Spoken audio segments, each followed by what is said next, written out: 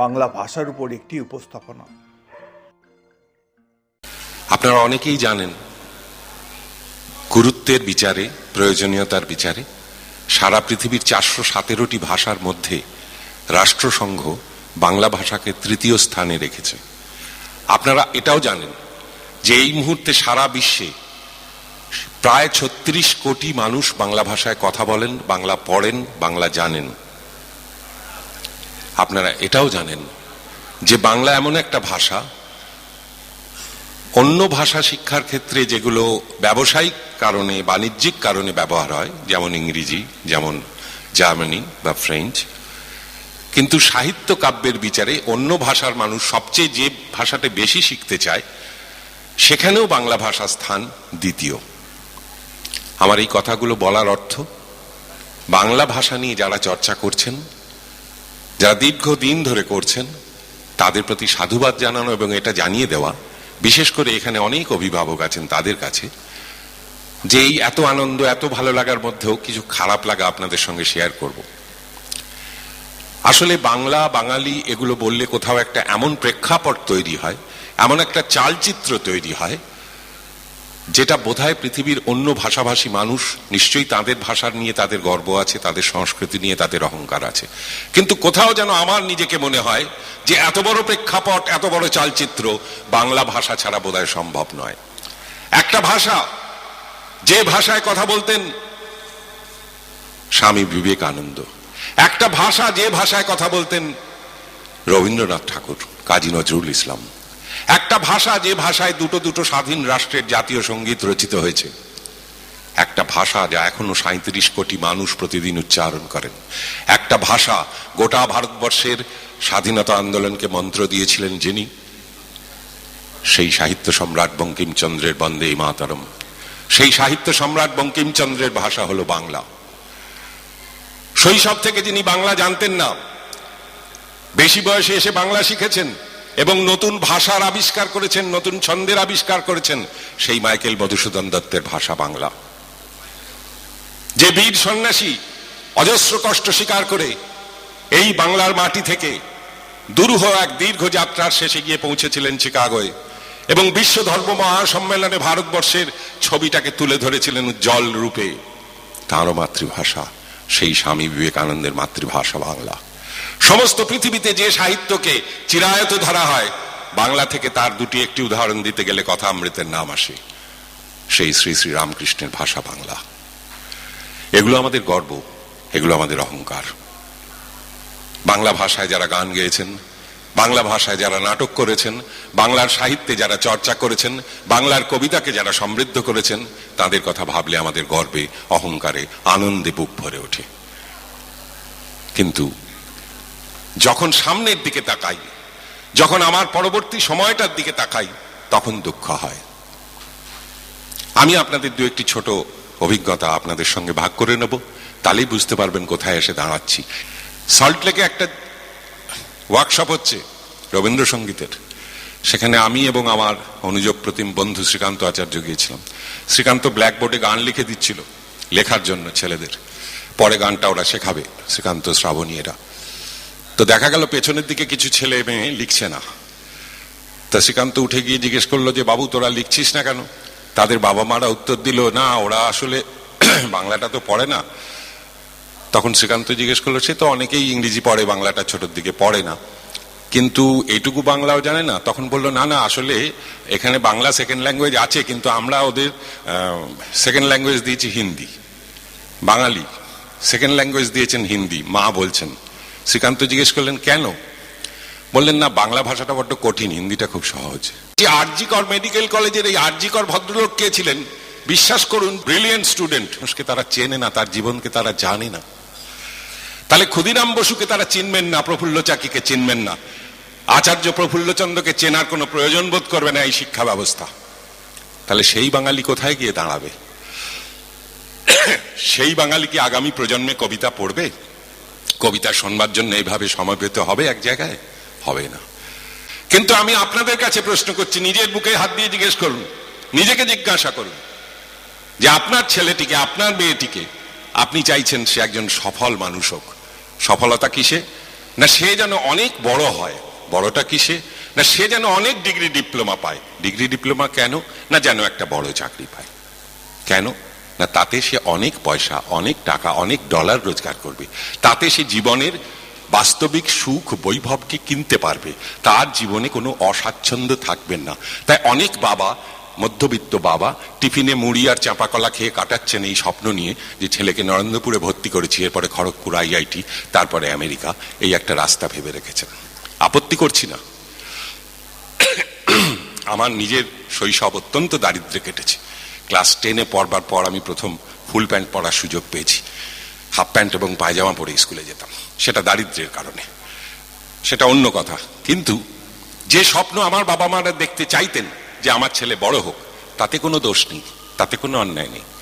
কিন্তু ওই স্বপ্নের পাশে নিজেকে জিজ্ঞাসা করে দেখুন তো, কোথাও কখনো ভাবেন যে আমার ছেলে ডাক্তার হোক, ইঞ্জিনিয়ার হোক, কম্পিউটার সায়েন্টিস্ট হোক, কিন্তু একজন বাঙালিও হোক। সে জানুক শরৎচন্দ্র কে ছিল, সে জানুক রবীন্দ্রনাথ আসলে কত বড় ছিলেন, সে জানবার চেষ্টা করুক রাসবিহারী বসু কে ছিলেন, নেতাজি সুভাষচন্দ্র 90 দিন ধরে সমুদ্রের নিচ দিয়ে গিয়েছিলেন, কেন, কোথায়? কারুর কিন্তু উৎসাহ দেখি না আজকাল আর। তাই দুঃখ লাগে, কষ্ট হয় যে এই যে চর্চা সংস্কৃতি নিয়ে, শিক্ষা নিয়ে, মানুষের ভালো লাগা নিয়ে, ধীরে ধীরে আমাদের অজান্তে সেটা ক্ষীণ হয়ে আসছে। যত বেশি হ্যারি পটার বিক্রি হচ্ছে, বাবা মায়েরা কিনছেন, তত বেশি বিভূতিভূষণ কি প্রেমেন্দ্র মিত্র কেনা হচ্ছে না। হ্যাঁ, ঘনাদা বা টেনিদাকে আমাদের ছেলে মেয়েরা চিনছে না, এইটাই দুঃখের। অনেক চরিত্র, অনেক মানুষ, তারা সফল, তাদের সম্পর্কে জানায় অপরাধ নেই, কিন্তু আমার নিজের পেছনে যে দাঁড়িয়ে রয়েছে বিশাল চালচিত্রটা, যেখানে ঝলমল করছে মণিমাণিক্য। একটা ছোট ঘটনা, এই খড়দার মাটিতে দাঁড়িয়ে হয়তো আগেও বলেছি, আজও আমি শেষ করব ওইভাবে, ওই কথাটি বলে, যে এখনো বাংলার বাইরে, ভারতবর্ষের বাইরে বাঙালিরা একটা অসাধারণ সম্মান পেয়ে থাকেন। সেটা কিন্তু তাদের ওই চালচিত্রের জন্য। কত হাজার কম্পিউটার সায়েন্টিস্ট হয়েছে, কতজন ডাক্তার হয়েছে, তার জন্য কেউ বাঙালিকে মনে রাখে না। জব্বলপুরে গেছি অনুষ্ঠান করতে, রাতে অনুষ্ঠান, শীতকাল, সঙ্গে আরতি মুখোপাধ্যায়, মান্না দে, ওরাও রয়েছেন। আমরা একটা হোটেলে ছিলাম, অনুষ্ঠান শেষ হয়েছে রাত্রি 1:30টার পরে। আমি বারান্দায় করিডোরে একা দাঁড়িয়ে দাঁড়িয়ে, খাওয়া দাওয়া হয়ে গেছে, সিগারেট খাচ্ছিলাম। দূর থেকে দেখছি এক ভদ্রলোক আসছেন, অদ্ভুত পোশাক, ধুতি এবং ওপরে একটা মিলিটারি জ্যাকেট, এবং মনে হলো পেছনে একটা রাইফেল রয়েছে তার, আর এদিকে একটা টর্চ রয়েছে ঝোলানো ক্রস বেল্টে, এবং তিনি আমার দিকে এগিয়ে আসছেন। অত রাত, জব্বলপুর, কাউকে চিনি না, বাকি শিল্পীরাও যে যার ঘরে, আমি একা, একটু ভয়ই পেয়েছিলাম। বিশ্বাস করুন, ভদ্রলোক আমার বাবার চেয়েও তার বেশি বয়স হবে। যখন কাছে এলো দেখলাম, উনি আমাকে খুব কম্পিত কণ্ঠে জিজ্ঞাসা করলেন, are you coming from Calcutta? আমি বললাম ইয়েস। আমি ভাবলাম একটু আগে আমি মঞ্চে 1 ঘন্টা কবিতা বলেছি, অনেক মানুষ আপ্লুত হয়েছেন, ধন্যবাদ জানিয়েছেন, তাঁদেরই মতো কেউ একজন হবেন কবিতার অনুরাগী, কিন্তু না। তিনি জিজ্ঞাসা করলেন আমি কলকাতা থেকে এসেছি কিনা। আমি বললাম হ্যাঁ। এবং বিশ্বাস করুন, সেই 90 অতিক্রান্ত বৃদ্ধ ভদ্রলোকটি হঠাৎই নিচু হয়ে আমার পায়ে হাত দিয়ে প্রণাম করতে গেলেন। আমি বললাম এ কি করছেন, আপনি তো আমার বাবার বয়সী। তখন অদ্ভুত একটা স্বপ্ন আলু চোখে আমার দিকে তাকিয়ে বললেন, you are coming from Calcutta, the land of my god. আমি বললাম হু ইজ ইউর গড? তখন উনি বললেন যে আমি INA-তে ছিলাম, নেতাজির সেনাবাহিনীতে। যুদ্ধে আমার একটা পা, কাঠের পা, এখন যুদ্ধে একটা পা কাটা গেছিল। আমি নেতাজিকে দেখেছি, আমার আর ঈশ্বরকে দেখার দরকার হয়নি। আমি নেতাজিকে দেখেছি, ভারতবর্ষের আর কাউকে আমার চেনার দরকার হয়নি। অত বড় মাপের মানুষ, সেই দেশ থেকে, সেই মাটি থেকে আপনি আসছেন, আপনার পায়ে সেই মাটির ধুলো আছে, তাই আপনার পা ছুঁয়ে আমি আমার ভগবানকে প্রণাম করতে চাইছি। আমার চোখে জল এলো। ভাবলাম আমরা তো হীন, অতি সাধারণ মানুষ, কিন্তু বাঙালি সারা পৃথিবীর কাছে আজও এইভাবে সমাদৃত শুধু তার ওই অতীত কর্মকাণ্ডের জন্য, ওই ভয়ঙ্কর বড় হয়ে ওঠার জন্য। আমাদের ছেলে মেয়েকে আমরা শুধু পয়সায় বড় করতে চাইছি, বৈভবে বড় করতে চাইছি, বিলাসে বড় করতে চাইছি। সে বড়টা কি সত্যি বড়? একটু বাবা মায়েরা ভেবে দেখবেন। স্কুল টাইমে মায়েরা বাচ্চাদের নিয়ে যান, আমি নিজে কানে শুনতে পাই একজন মা তার বাচ্চাকে বলছে যে কালকে টিফিন দিয়েছিলাম, তুই অন্যকে কেন দিয়েছিস, তুই নিজে খাসনি। কালকে যদি দেখি যে তুই অন্যকে দিয়েছিস, তোকে কিন্তু ভীষণ মারবো। একটা মা তার ছেলেকে শিখিয়ে দিচ্ছে কাউকে দিও না, নিজে খাও। সেই ছেলে বড় হয়ে ওই মাকে বৃদ্ধাশ্রমে পাঠিয়ে দেবে যে এই বুড়িটা আমার বাড়িতে কেন, এই বুড়িটা আমার বাড়িতে কেন, আমি রোজগার করছি, আমি খাবো। আমার কে শেখালো? কে শেখালো? মা শেখালো। একটু মায়েরা ভাবুন। আমি স্কুলে পড়েছি, হায়ার সেকেন্ডারি পরীক্ষা দিয়েছি, পরে গ্রাজুয়েশন করেছি, আমার মা কোনোদিন আমার স্কুল কলেজ দেখেননি। এখন প্রতিটি স্কুলে গিয়ে দেখুন মায়েরা সকাল থেকে সন্ধ্যে অবধি স্কুলে বসে আছেন। কেন না? ছেলে তার ভেতরে স্কুলে পড়াশোনা করছে, তিনি ছেলেকে সঙ্গে নিয়ে ফিরে যাবেন। জানি না এই কালচার, এই সংস্কৃতি কোথা থেকে এলো এবং এতে করে ছেলেদের কি উন্নতি হচ্ছে। চতুর্পাশে যুব সমাজের মধ্যে যে অবক্ষয় দেখতে পাচ্ছেন প্রতিদিন, প্রতি মুহূর্তে, গোটা পৃথিবীর কাছে বাঙালিকে লজ্জায় মাথা নিচু করতে হচ্ছে। একটু মায়েরা ভেবে দেখুন, একটু ছেলেদের ফুটবল খেলতে দিন। বিবেকানন্দ বলেছিলেন গীতা পড়ার চেয়ে ফুটবল খেললে বেশি লাভ হয়। একটু খেলাধুলো করতে দিন।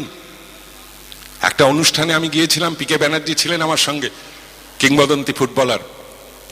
ফুটবল খেলার ফাইনাল খেলা ছিল, আমি নিজে ফুটবল প্রেমিক, সেই হিসেবে আমন্ত্রিত ছিলাম। সেখানে একটি ছেলে দুবার গোল দিল না। প্রদীপদা আমাকে বললেন, তুই খেয়াল করলি ছেলেটা ইচ্ছে করে গোল দিল না? আমি বললাম কেন বলুন তো? বললো দুবারই কিন্তু ওর লম্বা ছেলে, লাফালেই মাথাটা ছোঁয়ালেই গোল পায়, কিন্তু সরে গেল। ইন্টারভ্যালে ছেলেটাকে ডেকে প্রদীপদা বললো, তুই কি রে, দুবার দুটো ক্রস এলো, মাথা ঠেকালেই তো গোল, তুই মাথা সরালি কেন? বললো বাবা এমনিতেই ফুটবল খেলতে দিতে চায় না, তার উপরে বলেছে বাবা খেলতে দিতে পারি একটা শর্তে, তুমি হেড দেবে না।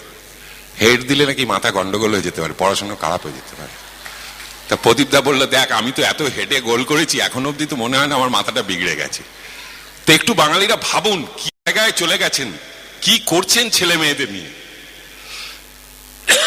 এই অবিমৃষ্যকারিতার মিছিল যদি চলতে থাকে, এইভাবে বিস্মরণের ঐতিহ্য যদি গড়ে তোলেন, ঘরে ঘরে যদি রবীন্দ্র চর্চা বন্ধ হয়ে যায়, ঘরে ঘরে যদি সাহিত্য সংস্কৃতির আসর বন্ধ হয়ে যায়, ওই টিভির সিরিয়ালটাই সবটুকু কিনে নেয়। এটা মনে রাখবেন যে টিভিতে সিরিয়াল যারা বানায় তারা বোকা নয়। অনেক রুচিবান মানুষ বলেন যে টিভিতে যেগুলো দেখায় ওগুলো আমাদের জন্য না, তৃতীয় শ্রেণীর লোকেদের জন্য, আমি দেখি না। কিন্তু কখনো ভেবে দেখেছেন কি যে এই তৃতীয় শ্রেণীর লোকেরা কারা? একজন চিত্র পরিচালক আমাকে বলেছিলেন যে আপনি যে গল্পটা বলছেন এটা নিয়ে আমি ছবি করব না। আমি কেন? বললো এটা করলে আপনি দেখবেন, আপনার মতো লোক কটা শহরে? 100 জনের মধ্যে 12 জন। তাহলে বাকি যে লোকগুলো রইল, আমি ওদের জন্য বেদের মেয়ে জ্যোৎস্না বানাবো, আমার পয়সা হবে। তাহলে শিক্ষা, স্বাস্থ্য, পরিবহন যেখানে যাবেন শুধু মাফিয়া রাজ, পয়সার গল্প। কি করে পয়সা আসবে তাই। একটা নামি দামি স্কুল, ক্লাস 5 থেকে আমরা তো 10 টাকা মাইনে পড়েছি, কি জানি তাতে বড় কতটা অমানুষ হয়েছি জানি না। কিন্তু এখন তো প্রতি সাবজেক্টে 3টে করে টিউটার লাগে। ডাক্তারের কাছে যান, সেখানেও তাই। আপনার ডান দিকের নাকে ব্যথা হলে বাঁ দিকের নাকে স্পেশালিস্ট ওটা দেখবেন না, উনি বলবেন বাঁ নাকের জন্য আলাদা স্পেশালিস্ট আছে। কত রকম ভাবে বাঙালিকে শোষণ করা যায়, কত রকম ভাবে গাধা বানানো যায়, তার একটা প্রতিযোগিতা গত কয়েকটা দশক ধরে চলে আসছে এবং আমরা তার শিকার হচ্ছি। সবচেয়ে ভাবতে অবাক লাগে, আমি আমার এক বন্ধুর ছেলে, সে সম্প্রতি ইঞ্জিনিয়ার হয়েছে এবং বিদেশে চাকরি পেয়েছে। তো বিদেশে যাওয়ার সময় সে আমার কাছে এসেছিল যে তুমি আমাকে কিছু গান আমার এই কম্পিউটারে আমি লোড করে নিয়ে যাব, তুমি দাও। তা আমি বললাম তুই কিছু ভালো বাংলা গান নিয়ে যাও, ওখানে তো পাবি না। তার উত্তরে আমাকে বললো, হ্যাঁ বাংলা মানে ওই তুমি 2-1টা রবীন্দ্রসঙ্গীত দিতে পারো, আর তোর শোনো তুমি কিছু বরং আমাকে দাও, ফোক গান দাও, ওই বিহার, উত্তরপ্রদেশ ওইসবের। আমি বললাম তুমি বাউল, ভাটিয়ালি? না ওগুলো ভাল লাগে না। এবং অবাক কাণ্ড, আমি বললাম হেমন্ত মুখার্জির কিছু গান নিয়ে যাও, ওখানে অনেক বাঙালি শুনতে চাইবে, তুই শোনাতে পারবি। বললো হেমন্ত মুখার্জি, সন্ধ্যা মুখার্জি, হ্যাঁ এইগুলো হয় না তুমি। আমি বললাম কোনটা গান? বলে ও একটা শোনালো আমাকে, সেটা গান মনে হলো না, মেশিন গান মনে হলো। কবিতা লিখতে গেলে একটা ভালো ঘটনা আমাকে আনন্দ দিল যে বিশাখার মেয়ে, সে এই প্রজন্মের, সেও বাংলা কবিতা লিখছে। এটা বিশাখা এবং তাদের এই পরিমণ্ডলে থাকার ফল যে সে বাংলাকে ছাড়লো না, বাংলাকে ধরলো আরো। আর আমাদের ছেলে মেয়েরা, মায়েরা বলছে যে বাংলাটা বড্ড কঠিন বলে আমি বাঙালির ছেলে, আমার ছেলেকে বা মেয়েকে সেকেন্ড ল্যাঙ্গুয়েজ হিন্দি দিয়েছি, হিন্দিটা সহজ। এই প্রেক্ষাপটে দাঁড়িয়ে এতগুলো কথা বললাম। আজকের অনুষ্ঠান সার্থক হোক, আপনাদের উদ্যোগ এদের পেছনে থাকুক। আমি হয়তো একটু বেশি সময় নিলাম। আসলে এই আক্ষেপের কথাটা, এই দুঃখের কথাটা প্রতিদিন বলতে চাই, কারণ আমি যা লিখেছি সেটা খুব অকিঞ্চিতকর, না থাকলে বাংলা সাহিত্যের কিছু যাবে আসবে না। কিন্তু বাঙালি জয় গোস্বামীকে ভুলে যাবে, শক্তি চট্টোপাধ্যায়কে ভুলে যাবে, বাঙালি বঙ্কিম, শরৎ, রবীন্দ্রনাথ পড়বে না? এইরকম একটা স্থিতি, এইরকম একটা অবস্থান আসতে চলেছে আগামী প্রজন্মের কাছে। একটু মায়েরা ভাবুন, একটু বাবারা ভাবুন। নমস্কার।